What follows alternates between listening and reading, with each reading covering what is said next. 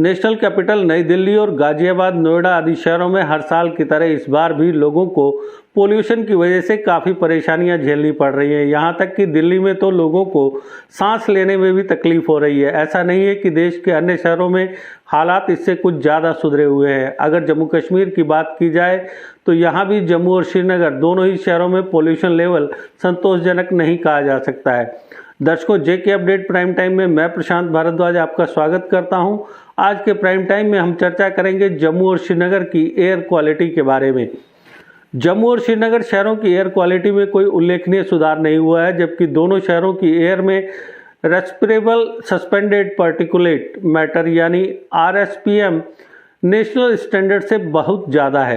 हैरानी की बात यह है कि इस बारे में एक्शन प्लान 2.5 साल पहले ही तैयार हो गया था, लेकिन इसे अभी तक लागू नहीं किया गया है। यह मुख्य रूप से उन सभी एजेंसियों के नॉन सीरियस अप्रोच के कारण है जिन्हें गंभीर मुद्दे पर अब तक के लिए फैसलों को लागू करने में Jammu Kashmir pollution control committee को जरूरी सहयोग देने की ज़रूरत है। आधिकारिक सूत्रों के मुताबिक 5 साल के आंकड़ों के आधार पर जम्मू और श्रीनगर को कई साल पहले national ambient air quality standards यानी NAQS को पूरा नहीं करने के लिए नॉन अटेनमेंट सिटीज़ घोषित किया गया था और 8 अक्टूबर 2018 के ऑर्डर के तहत नेशनल ग्रीन ट्रिब्यूनल ने एयर क्वालिटी के स्टैंडर्ड्स को परमिसेबल नॉर्म्स के भीतर लाने के लिए उचित एक्शन प्लान तैयार करने के लिए इसे अंतिम रूप देने की तारीख से 6 महीने के भीतर निर्देश जारी किए।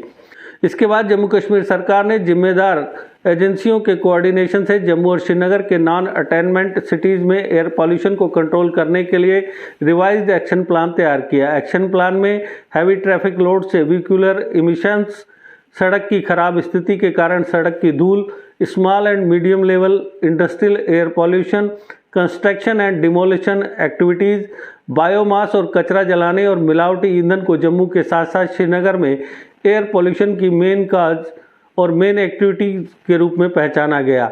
हालांकि एक्शन प्लान तैयार होने के 2.5 साल से भी अधिक वक्त होने के बावजूद भी कैपिटल सिटीज़ की एयर क्वालिटी में कोई उल्लेखनीय सुधार नहीं हुआ है और दोनों शहरों के निवासियों के साथ साथ आने वाले लोग लगातार पोल्यूशन में सांस लेने को मजबूर हो रहे हैं। नेशनल स्टैंडर्ड्स के मुताबिक रेस्पिरेबल सस्पेंडेड पार्टिकुलेट मैटर यानी RSPM 60 माइक्रोग्राम प्रति क्यूबिक मीटर से ज़्यादा नहीं होना चाहिए, लेकिन जम्मू और श्रीनगर में RSPM 130 से 140 माइक्रोग्राम प्रति क्यूबिक मीटर के बीच बना हुआ है, जो गंभीर चिंता का विषय है।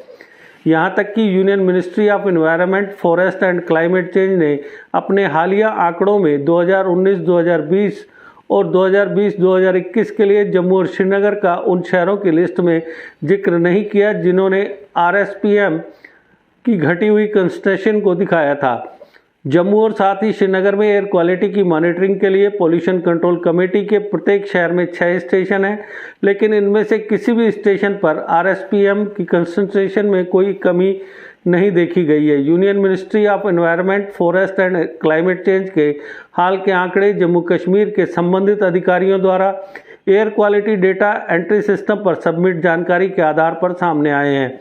यह सब साफ तौर पर इशारा करता है कि वे सभी एजेंसियां जिन्हें एक्शन प्लान के प्रभावी रूप से लागू करने में Jammu Kashmir pollution control committee को जरूरी सहयोग देने और एयर क्वालिटी में सुधार के लिए पहचाने गए कारणों और गतिविधियों के साथ सुधारात्मक उपाय करने की ज़रूरत है, वे ज़्यादा दिलचस्पी नहीं ले रही हैं। यह एक्शन प्लान के प्रभावी लागू होने के बाद ही होगा कि जम्मू और श्रीनगर के नॉन अटेनमेंट सिटीज़ के निवासी पोल्यूशन फ्री हवा में सांस ले सकते हैं। नेशनल क्लीन एयर प्रोग्राम यानी NCAP के रूप में, जिसे 2019 से भारत सरकार द्वारा लागू किया जा रहा है, देश भर में 2024 तक पोल्यूशन में 20 से 30% की कमी हासिल करने का टारगेट है। सबसे बड़ा सवाल यह है कि Jammu Kashmir non attainment cities के लिए एक्शन प्लान के लागू करने में इतनी स्लैक अप्रोच के साथ टारगेट्स को कैसे पूरा करेगा। एक्शन प्लान के लागू करने में शामिल प्रत्येक एजेंसी को यह समझना चाहिए कि एयर पोल्यूशन सांस संबंधी बीमारियों और इससे जुड़ी अन्य बीमारियों के लिए ट्रिगर फैक्टर्स में से एक है। यहाँ यह बताना लाजमी होगा कि ministry of health and family welfare के तहत Indian council of medical research ने public health foundation of India और institute of health metrics and evaluation के साथ मिलकर India state level disease burden initiative study conduct किया है। India health of the nation states, the India state level disease burden initiative title वाली report ने 1990 से 2016 तक देश में बीमारियों और रिस्क फैक्टर्स के डिस्ट्रीब्यूशंस प्रदान किया है। डिसेबिलिटी एडजस्टेड लाइफ ईयर्स के लिए 5 प्रमुख रिस्क फैक्टर्स में बच्चे और मातृ कुपोषण, एयर पोल्यूशन, आहार संबंधी जोखिम, हाई सिस्टोटिक ब्लड प्रेशर और हाई फास्टिंग प्लाज्मा ग्लूकोज शामिल है। इस सारे ब्यौरे से आप खुद अंदाजा लगा सकते हैं कि जहां एक तरफ एयर पोल्यूशन लेवल लगातार एयर क्वालिटी स्टैंडर्ड से नीचे गिर रहा है, वहीं दूसरी तरफ एक्शन प्लान को लागू करने के लिए जिम्मेदार एजेंसियां लगातार गैर जिम्मेदाराना रवैया अपना रही हैं। अगर इन एजेंसियों का यही रवैया जारी रहा तो इसमें कोई शक नहीं कि आने वाले वक्त में जम्मू और श्रीनगर में रहने वाले लोगों को भी वैसी परेशानियों का सामना करना पड़ सकता है जैसी परेशानियां दिल्ली के लोग हर साल अक्टूबर-नवंबर में झेलते हैं। तो दर्शकों, आज के प्राइम टाइम में बस इतना ही। कल फिर किसी नए मुद्दे पर आपसे करेंगे चर्चा। तब तक दीजिए इजाजत। नमस्कार। जीके अपडेट रहे हमारे साथ। अगर आप ये वीडियो YouTube पर देख रहे हैं तो हमारे YouTube चैनल को सब्सक्राइब करें और बेल आइकन को क्लिक करें। अगर आप ये वीडियो Facebook पर देख रहे हैं तो हमारा Facebook पेज लाइक जरूर करें।